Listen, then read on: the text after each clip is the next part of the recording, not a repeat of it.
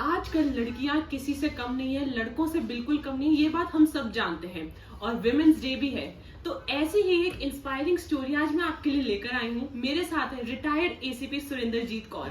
तो आज इनसे थोड़ी सी बातचीत करेंगे और इनकी स्टोरी जानेंगे। तो मैम, हमने आपकी स्टोरी पढ़ी है कि वो कितनी इंस्पायरिंग है। जी। तो किस तरीके से आपने दिल्ली पुलिस में एडमिशन लिया, किस तरीके से आप उसमें दिल्ली पुलिस मैंने कैसे हम्म। ज्वाइन की।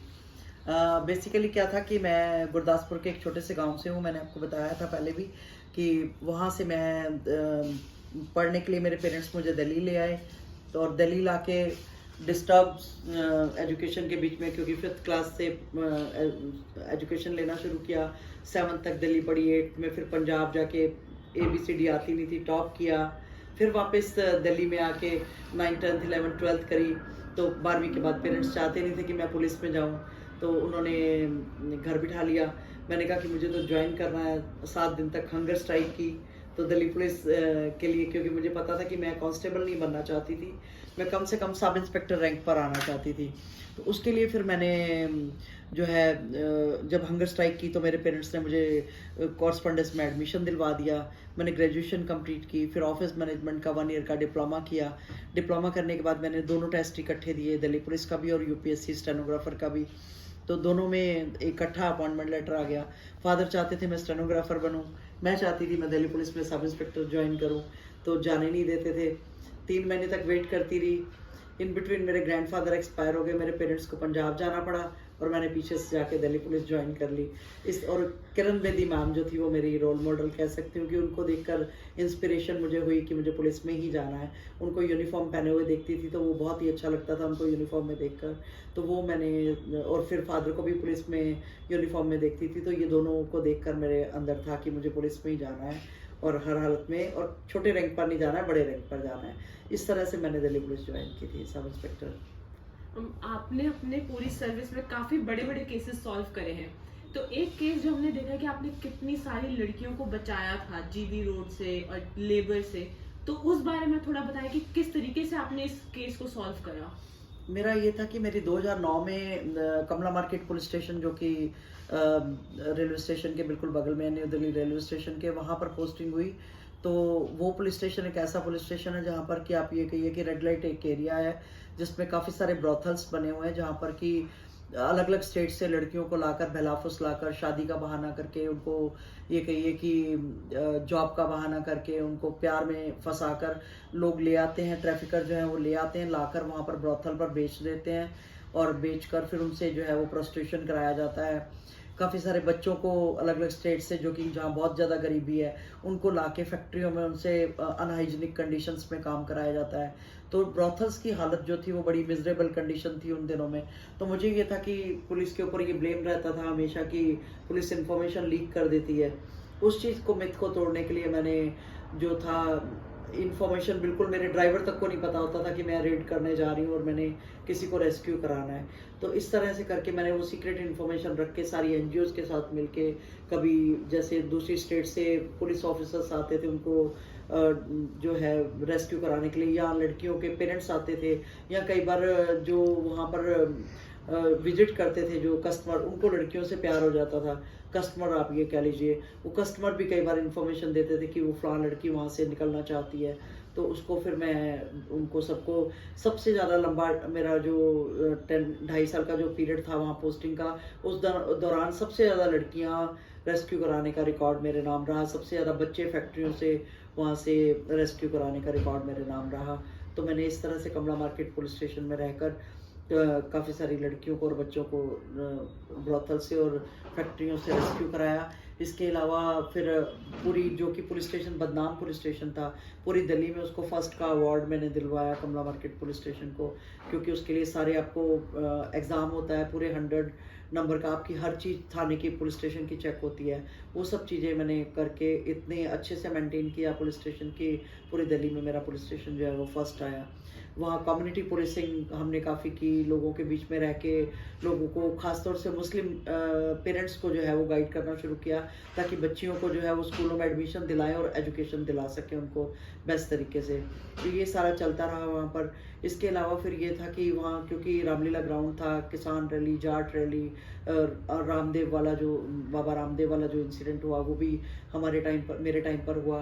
अन्ना हजारे जी 12 दिन अनशन पर बैठे, कॉमनवेल्थ गेम, ये सब चीज़ें चैलेंजेस, ब्रॉथल्स के अलावा ये भी चैलेंजेस थे, तो जो कि जिनको मैंने बड़े अच्छे से हैंडल किया। मैं लोधी कॉलोनी भी एसएचओ रही, वहाँ पर भी काफ़ी सारे केसेस को सॉल्व करने का डिफरेंट डिफरेंट जगह पर मौका मिला, उनको भी मैंने किया।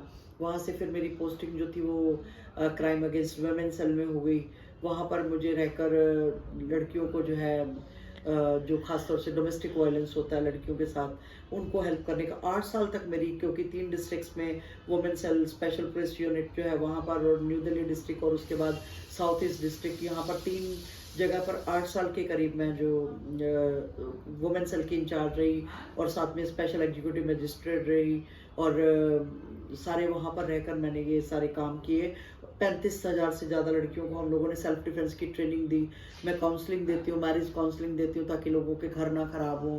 आजकल बहुत ज़्यादा डोमेस्टिक वायलेंस के केस बढ़ गए हैं, उन सब चीज़ों के लिए लड़कों को, लड़कियों को मैरिज काउंसलिंग देना, ताकि उनका जो एक मैरिड लाइफ है वो बची रह सके, उसके लिए हेल्प करना उन लोगों को।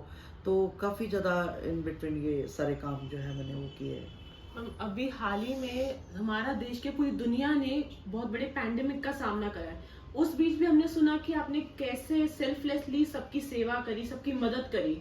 उस बारे में थोड़ा सा अगर आप हमें बताएं। मैं साउथ ईस्ट डिस्ट्रिक्ट में जब क्राइम अगेंस्ट वुमेन सेल की हेड थी, तो मैं, क्योंकि निज़ामुद्दीन से ही ये जो पेंडेमिक वाला शुरू हुआ था इंसिडेंट, वो हुआ, तो कोविड सारी जगह फैल गया, पूरे ऑल ओवर वर्ल्ड में, बल्कि जिससे काफ़ी लोग इफेक्टेड हुए, काफ़ी लोगों की डेथ भी हुई। और तो मैं कोविड सेल की इंचार्ज थी, और पूरा सारा मुझे हिसाब किताब रखना पड़ता था।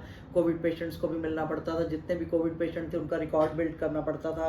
अपने पुलिस ऑफिसर्स का, किस किस हॉस्पिटल में एडमिट है, वो सारे रिकॉर्ड मैं मेंटेन करती थी। मेरे साथ पूरी टीम थी मेरी। तो इन बिटवीन मुझे काफ़ी प्रिकॉशंस के बाद भी कोविड हो गया 1.5 महीने बाद।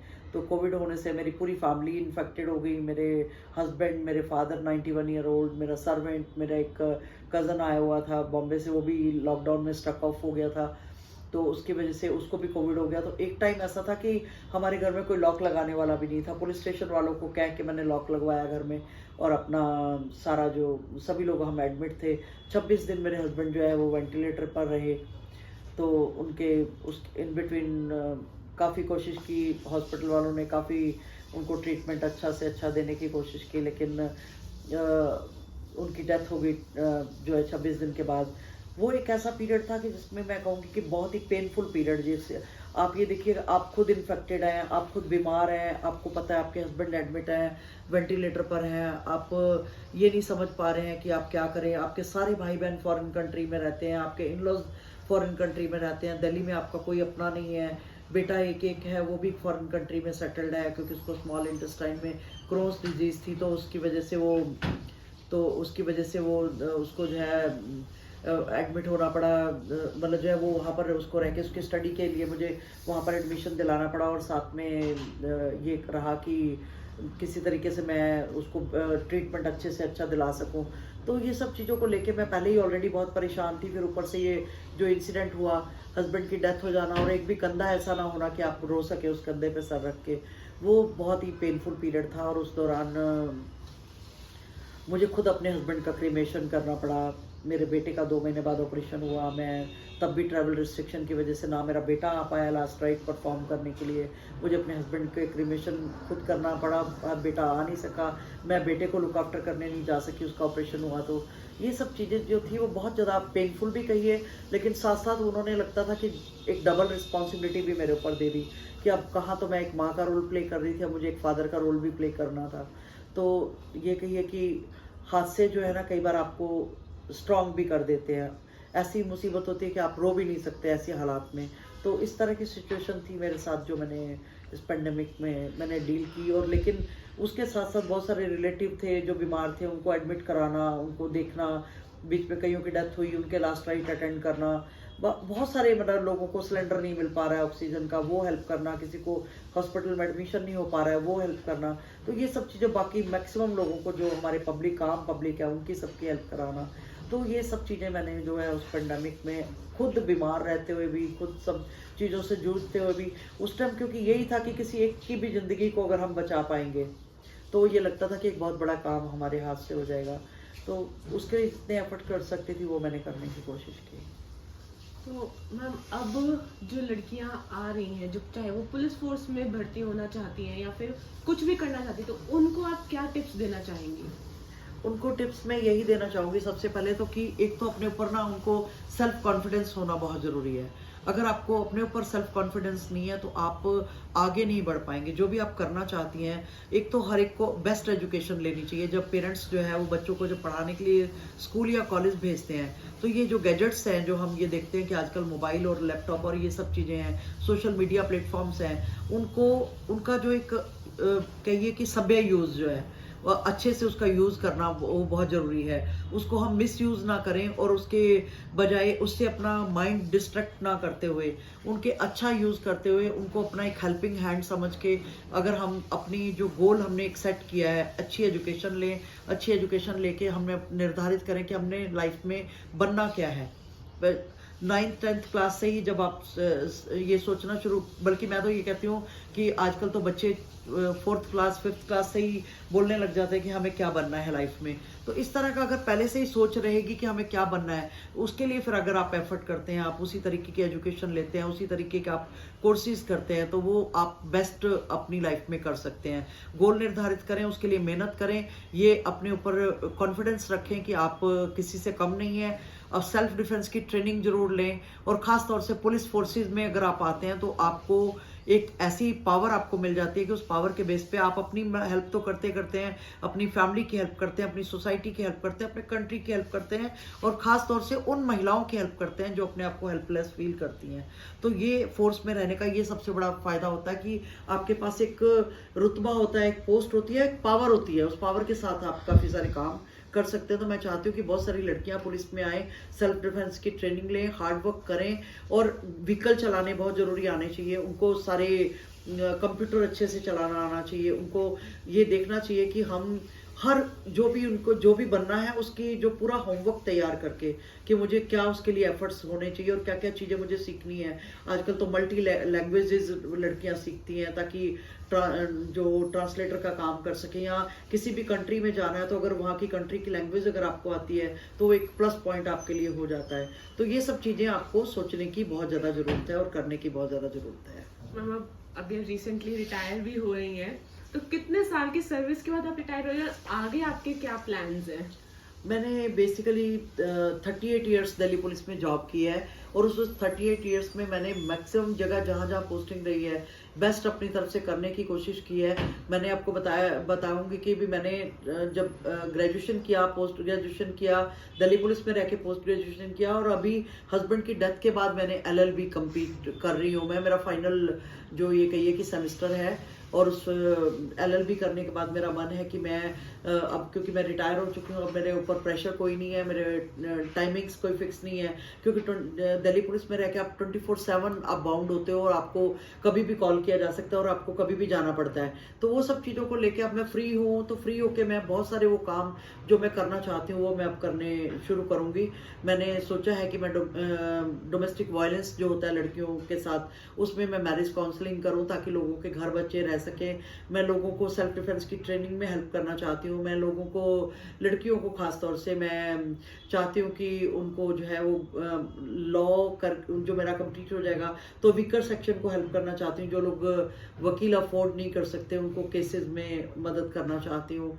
इसके अलावा मैं चाहती हूँ कि मैं जो है जो ह्यूमन ट्रैफिकिंग का जो एस्पेक्ट जिस पे मैंने काफ़ी काम किया है उसके ऊपर मैं काम करना चाहती हूँ। और जो मेरी जो पुलिस का एक्सपीरियंस है और साथ में जो मेरा लॉ का, जो मेरी पढ़ाई का जो मेरा एक्सपीरियंस होगा, उन दोनों को कंबाइन मिला के अपने जो पुलिस स्टाफ भी है उनको भी मैं गाइड करना चाहती हूँ, ताकि मैं उनको जो भी उनकी केस की इन्वेस्टिगेशन में अगर मैं कोई मदद कर सकूं या किसी केस को उसके अंजाम तक पहुंचाने में, उसको सजा करवाने में जो भी मैं उनको हेल्प कर पाऊं वो मैं करना चाहती हूँ, इस तरह के काम जो है।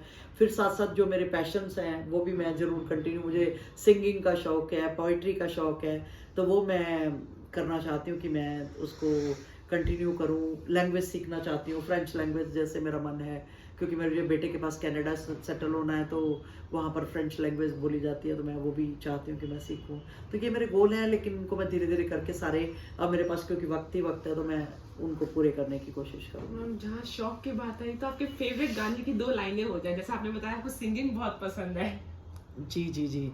तो अभी फिलहाल में तो मुझे एक जो गाना जो याद आ रहा है इस टाइम, तो वो मेरे हस्बैंड को भी बहुत पसंद था, तो इसलिए चलिए आज उनको याद करते हुए मैं 2 लाइनें उसकी गुनगुना देती हूँ। हालांकि मुझे थायराइड है और कोविड 2 बार हो चुका है, तो थोड़ा मेरा गला खराब है, और क्योंकि मेरा ये पैशन काफ़ी टाइम से छूटा हुआ था, दोबारा स्टार्ट किया है, तो बहुत अच्छा हो सकता है मैं ना गा पाऊँ, लेकिन मैं कोशिश करती हूँ ज़रूर इसके लिए जो है ना।